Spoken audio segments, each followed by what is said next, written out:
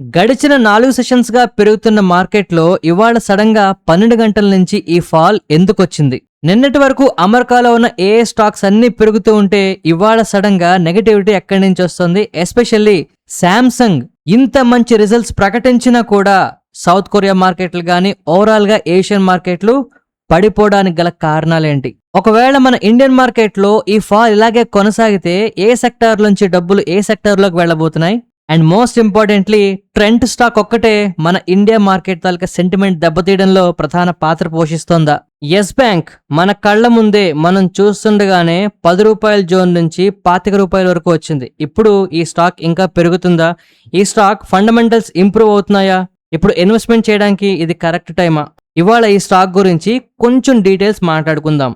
అలాగే కొన్ని స్టాక్స్ విపరీతమైన గ్రోత్ తో చాలా బాగా పెరుగుతున్నాయండి.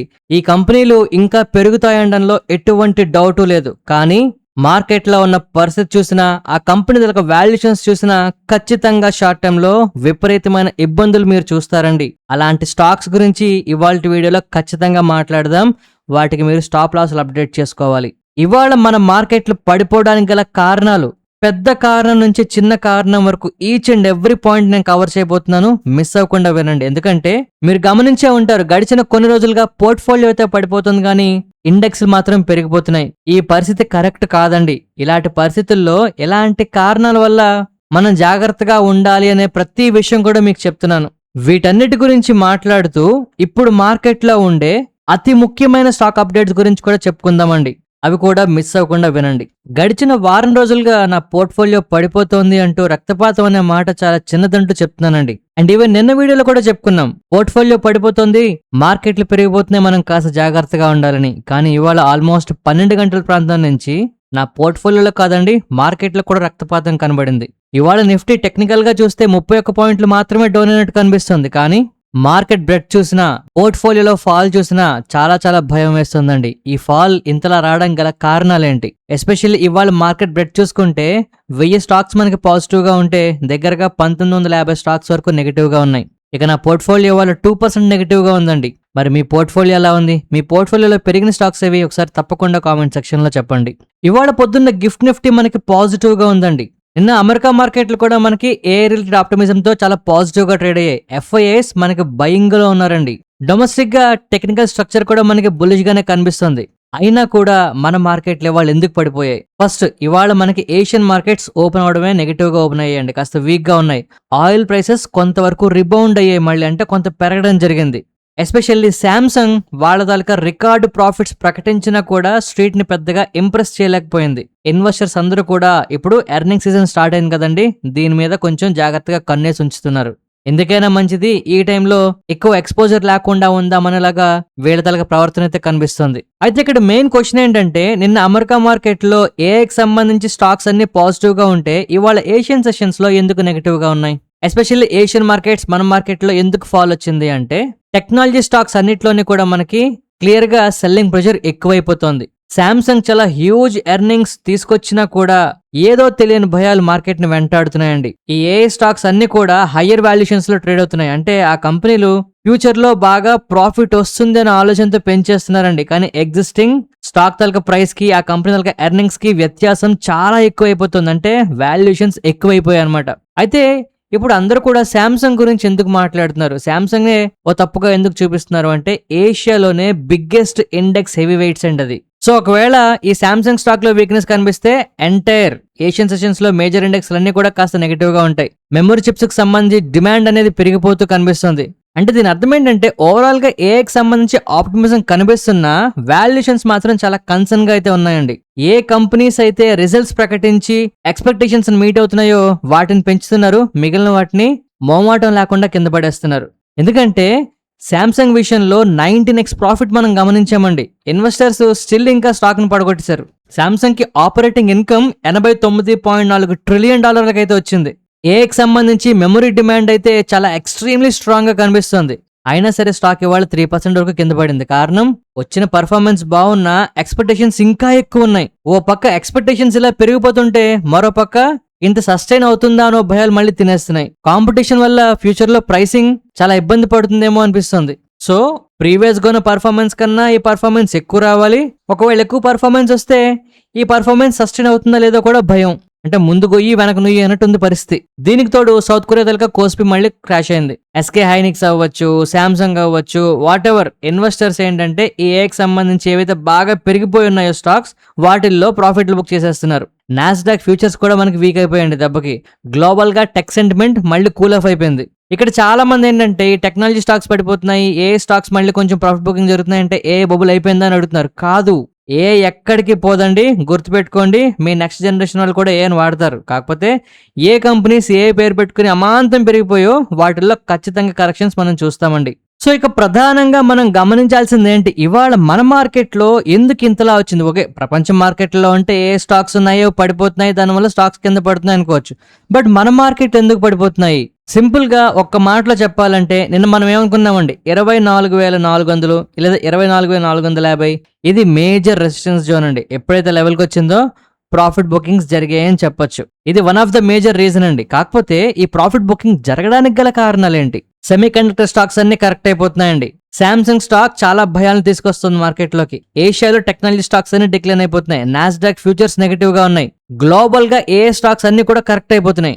మన ఇండియాలో ఈ ఏకి సంబంధించి బెనిఫిషియరీ స్టాక్స్ అయిన నెట్వెబ్, ఏరోఫ్లెక్స్, బ్లాక్ బాక్స్, E2E ఇలా ఆల్మోస్ట్ అన్ని స్టాక్స్ లోని నెగిటివ్ సెంటిమెంట్ ఇవాళ మనం చూస్తున్నాం. ఇక సెక్టార్ రొటేషన్ కూడా జరుగుతుందండి. మన ఇండియాలో metals, reality, PSU banks, mid caps ఇవన్నీ నెగిటివ్ గా ఉన్నాయి. కానీ ఐటీ, కొన్ని స్పెసిఫిక్ డిఫెన్స్ స్టాక్స్ లో బయింగ్ జరుగుతుంది. అంటే మెజారిటీ ఇండెక్స్ లో మనకి సెల్లింగ్ జరుగుతుందండి. Most importantly metal index, reality index బాగా పడ్డాయి. ఇక అంతేకాదండి, NSE IPO వస్తుందని అనవసరంగా BSE లోని, MCX లోని విపరీతమైన సెల్లింగ్ అయితే తీసుకొస్తున్నారు జనాలు. మరోపక్క ట్రెండ్ స్టాక్ 13% క్రాష్ అయిపోయిందండి. ఇది మార్కెట్ లో సెంటిమెంట్ ని దెబ్బకొట్టేసింది బాగా. జనరల్ గా ఈ స్టాక్ పడిపోయిన తర్వాత మళ్ళీ ఎక్స్పెక్టేషన్స్ తీసుకొచ్చారండి మార్కెట్ లోకి. సో ఇప్పుడు ఈ హైప్ అంతా కూడా మార్కెట్ లో ఏ చిన్న విషయం దెబ్బతిన్నా పెద్ద పెద్ద ఫాల్స్ ని తీసుకొస్తున్నాయి. అండ్ అన్నిటికన్నా ఇంపార్టెంట్ గా ఎర్నింగ్ సీజన్ మనకు స్టార్ట్ అవుతుందండి. TCS గానీ, లేదంటే గ్లోబల్ ఏ స్టాక్స్ గానీ, ఇండియన్ ఐటీకి సంబంధించి గానీ నెక్స్ట్ వీళ్ళు ఏం చెప్తారు, వీళ్ళ తలక ఫ్యూచర్ ఎలా ఉండబోతుంది అని ఒక భయం మార్కెట్ లో స్టార్ట్ అవుతుంది. ఎందుకైనా మంచిది ఈ రీజన్స్ అన్ని చూసి దాన్ని బట్టి ఇన్వెస్ట్మెంట్ చేద్దాం అనేలాగా ధోరణి మారిపోతుంది. మీరు గమనించండి, నిన్నటి వరకు పెరిగిన స్టాక్స్ గ్లోబల్ గా అవ్వచ్చు, మన ఇండియన్ మార్కెట్ లో అవ్వచ్చు, ఒక్కసారిగా అన్ని నెగిటివ్ గా మారిపోయి కొరియా, నాస్డాక్, యూరోప్ అన్ని నెగిటివ్ గా ట్రేడ్ అవుతున్నాయండి. అండ్ ఇప్పుడు పరిస్థితి ఏమైందంటే సడన్ గా యుద్ధ భయాలన్నీ పోయాయి, క్రూడ్ ఆయిల్ తగ్గిపోతుంది, ఫ్రెష్ గా పాజిటివ్ ట్రిగ్గర్స్ పెద్దవి లేకుండా అయిపోయి. సో ఇవాళ మార్కెట్ పడడానికి one of the major reason దగ్గర నుంచి ఆల్మోస్ట్ చిన్న కారణం వరకు ప్రతిదీ కూడా మనం కవర్ చేసామండి. నేను చెప్పిన విషయాలు మీకు కరెక్ట్ అనిపించినా లేదు నచ్చినా తప్పకుండా మన వీడియోకి లైక్ చేయండి, మన ఛానల్కి సబ్స్క్రైబ్ చేయండి. ఇప్పుడు మనం మార్కెట్లో ఉండే మోస్ట్ ఇంపార్టెంట్ స్టాక్ అప్డేట్స్ గురించి మాట్లాడుకుందామండి. ఇవేవి కూడా బై సెల్ రికమెండేషన్స్ కాదు, బట్ ఖచ్చితంగా మీకు చాలా చాలా హెల్ప్ అవుతాయి. సో ఇవాళ ఫస్ట్ మనం ట్రెండ్ గురించి మాట్లాడుకోవాలండి. ఇవాళ 12%, 13% కింద పడింది. మెయిన్ కారణం చెప్పుకోవాలి, కంపెనీ తలక పర్ఫార్మెన్స్ బాగులేదా అంటే బానే ఉందండి. కానీ ప్రాబ్లం ఏంటంటే ఎక్స్పెక్టేషన్స్ విపరీతంగా ఉన్నాయి. రెవెన్యూ గ్రోత్ చాలా ఎక్కువ ఎక్స్పెక్టేషన్స్ అయితే రీచ్ అవ్వలేకపోయింది. గమనించండి, చాలా ఎక్కువ ఎక్స్పెక్టేషన్స్ రీచ్ అవ్వలేకపోయింది. వాల్యుయేషన్స్ ఎక్స్పెన్సివ్ అయిపోయాయండి. స్టోర్ ఎడిషన్స్ ఇంతకు ముందు ఎంత స్పీడ్ గా యాడ్ చేస్తామన్నారో ఆ స్పీడ్ తో యాడ్ చేయలేకపోయారు. బిజినెస్ వీక్ గా ఉందంటే కాదు, రెవెన్యూస్ బాగానే పెరుగుతున్నాయి. వెస్ట్ సైడ్ తలక స్టోర్స్ ఎక్స్పాండ్ అవుతున్నాయి. జూడియో కంటిన్యూస్ గా గ్రో అవుతుంది. కానీ కంపెనీ పెరుగుతున్న స్పీడ్ కన్నా మార్కెట్ లో ఈ కంపెనీ మీద ఉన్న ఎక్స్పెక్టేషన్స్ విపరీతంగా ఉండడం చాలా చాలా డిసప్పాయింట్ కి దారి తీసిందండి. సో ఒక స్టాక్ ఎక్స్పెన్సివ్ వాల్యుయేషన్స్ లో ఉన్నప్పుడు ఎక్స్పెక్టేషన్స్ ని బీట్ చేయకపోతే ఖచ్చితంగా ఈ స్టాక్స్ లో ఇలాంటి ఫాలే చూస్తామండి. బిజినెస్ పరంగా ప్రాబ్లం లేకపోయినా ఈ స్టాక్ పెరుగుతుంది అనుకున్నంత స్పీడ్ తో పెరగకపోవడమే ఈ స్టాక్ చేసిన తప్పు. ఇక అపోలో మైక్రో సిస్టమ్స్ గురించి మాట్లాడుకోవాలి. ఇవాళ కూడా 5% కింద పడిందండి. ఇవాళ పొద్దున గ్రూప్ లో అప్డేట్ చెప్పాను, గుర్తుందా? జూలై 3వ తారీఖునే మనం మాట్లాడుకున్నామండి. స్టాప్ లాసెస్ అప్డేట్ చేయండి. బేస్ ఫామ్ చేసినా, ఇక్కడి నుంచి పైకి పెరిగి బ్రేక్అవుట్ జరిగినా, లేదు కింద పడిపోతున్నా చాలా ఇంపార్టెంట్ లెవెల్ దగ్గర ట్రేడ్ అవుతుంది అని. గడిచిన 3 రోజులుగా ఈ స్టాక్ కింద పడుతూనే ఉంది. అండ్ వీళ్ళు ఇంచుమించుగా ఇప్పుడు 3,000 కోట్ల వరకు కూడా ఫండ్ రైజింగ్ చేస్తున్నారండి. మార్కెట్ ఆ విషయాన్ని కూడా పట్టించుకోవట్లేదు. అంటే మనం ఏం అర్థం చేసుకోవాలి, ఖచ్చితంగా ఈ స్టాక్ లో కొంత టైం తీసుకుంటుందేమో. So next leg of up move వచ్చే వరకు మనం కాస్త ఓపిక పట్టాలండి. లేదంటే మాత్రం దెబ్బలు తగిలినా ఆశ్చర్యపోవాల్సిన అవసరం లేదు. ఇక టైటాన్ గురించి మాట్లాడుకోవాలండి. ఇవాళ చాలా బాగా పెరిగిందని చెప్పొచ్చు ఈ స్టాక్. ఎందుకంటే ఇదే సెగ్మెంట్ లో ఉన్న కళ్యాణ్ జ్యువెలరీస్ అసలు పర్ఫామ్ చేయలేకపోయిందండి, కింద పడిపోయింది. అయితే టైటాన్ లో మనకి ఏం జరిగింది అంటే కన్స్యూమర్ బిజినెస్ గ్రోత్ అయితే 41% అయితే నమోదు చేశారండి. జ్యువెలరీ మనకి చాలా స్ట్రాంగ్ గా కనిపిస్తుంది. ఇంటర్నేషనల్ బిజినెస్ కూడా పెరుగుతుందట. బ్రోకరేజీలు అందరూ కూడా దీని మీద బుల్లిష్ గా ఉన్నారు. అంటే వీళ్ళు ఏ స్పీడ్ తో పెరుగుతున్నారు, ఆ స్పీడ్ కన్నా ఎక్కువ స్పీడ్ ఎక్స్పెక్ట్ చేశారు, ఆ స్పీడ్ ని మీట్ అయింది. అందువల్ల ఈ స్టాక్ పాజిటివ్ గా ఉంది. సో స్టాక్ అప్పర్ ట్రెండ్ లో ఉన్న, హైయర్ వాల్యుయేషన్స్ లో ఉన్న, చాలా పీక్ గ్రోత్ చూపించిన ఆ గ్రోత్ ని సస్టైన్ చేయగలిగింది కనుక మార్కెట్లు దీన్ని ఇంకా యాక్సెప్ట్ చేస్తున్నాయండి. అదే కళ్యాణ్ జ్యువెలరీస్ వచ్చేటప్పటికి ఎగ్జాక్ట్లీ ఆపోజిట్ లో జరుగుతుంది పరిస్థితి అంతా. ఇది లోవర్ వాల్యుయేషన్స్ లో ఉంది, అట్రాక్టివ్ ప్రైస్ కి దొరుకుతుంది, గ్రోత్ కూడా చూపిస్తుంది. కానీ టైటాన్ అంతా క్వాలిటీ గ్రోత్ చూపించలేకపోతుంది. మార్కెట్ ఎక్స్పెక్ట్ చేసినంత స్పీడ్ గా దీంట్లో గ్రోత్ అయితే కనిపించట్లేదు. వేడిదలక డొమెస్టిక్ రెవెన్యూ 28% పెరిగిందండి. ఇంటర్నేషనల్ రెవెన్యూ 35% వరకు ఉంది. రాంగ్ గ్రోత్ అని చెప్పుకోవచ్చు, ప్రాబ్లం ఏం లేదు. కానీ ఎక్స్పెక్టేషన్స్ మీట్ అవ్వట్లేదు. సో ఇక్కడ పరిస్థితి గమనించారా అండి? బిజినెస్ గ్రోత్ అవుతోంది, కంపెనీ డబ్బులు సంపాదిస్తోంది, ప్రాఫిట్లు పెరుగుతున్నాయి, అన్ని బాగున్నాయి, కానీ స్టాక్ ప్రైస్ పడిపోతుంది. కారణం ఎక్స్పెక్టేషన్స్. నెక్స్ట్ మనం ఇన్ఫో ఎడ్జ్ గురించి మాట్లాడుకోవాలి. ఇవాళ చాలా చాలా బాగా పెరిగింది అని చెప్పుకోవచ్చు. ఎందుకంటే వీళ్ళ Q1 బిల్లింగ్స్ ఆల్మోస్ట్ 14% పెరిగాయటండి. రిక్రూట్మెంట్ బిజినెస్ అనేది చాలా స్ట్రాంగ్ గా కనిపిస్తుందట. అండ్ వీళ్ళు రీసెంట్ గా కోడింగ్ నింజాస్ అని ఒక అక్విజిషన్ చేశారు. ఇది కూడా ప్రోగ్రెస్ లో ఉందండి. దీని మీద వల్ల కూడా కొంత బజ్ అయితే క్రియేట్ అవుతుంది. సో ఇప్పుడు వీళ్ళు అక్విజిషన్ చేస్తున్నారని న్యూస్ వల్ల, ప్రాసెస్ వల్ల కాస్త బజ్ క్రియేట్ అవుతుంది. బట్ ఆ తర్వాత ఎగ్జిక్యూషన్ కూడా మనం ట్రాక్ చేయాలండి. నెక్స్ట్ మనం రైట్స్ లిమిటెడ్ గురించి మాట్లాడుకోవాలి. ఇవాళ ఆల్మోస్ట్ 9% దగ్గరగా పెరగడం జరిగింది. కారణం ఏంటంటే $35.8 million worth of south African locomotive order అయితే వీళ్ళు గెలవడం జరిగిందండి.